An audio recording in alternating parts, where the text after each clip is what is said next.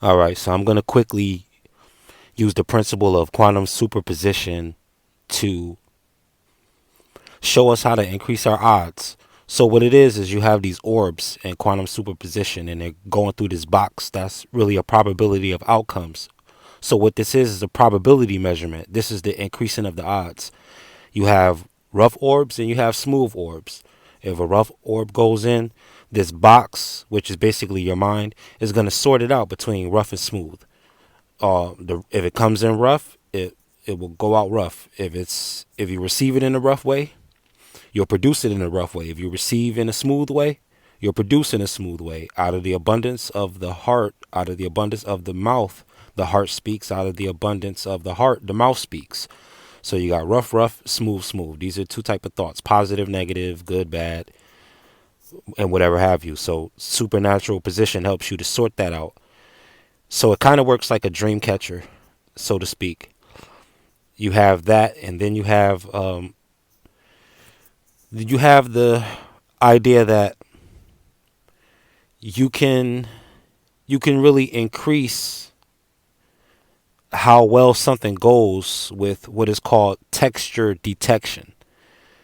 It's going to help you know your overall position because we're talking about superposition, but we're just using quantum mechanics just as a skeleton to point to a much more psychological reality that takes place. This is really about having a dominant thought because you know you're going to have rough and smooth coming through, just like ebbs and flows of current. That's how the mind works. It flows. If on autopilot, the reason why you don't want it on autopilot because you don't know how much you'll have low tide in comparison to high tide when it comes to the way your mind flows, and you don't know what's in that water at all times. If you're on autopilot, you're not really paying attention to your thoughts. You're just coasting. You want to have conscious awareness on it, not to the point of excessive strain, but enough to have control to direct it and be able to detect the slightest change in your superposition. Because this is, and I like the term superposition because it kind of makes it more than a societal thing, a status thing, a title thing. This is the greatest idea of positioning because it starts all the way at the thought level,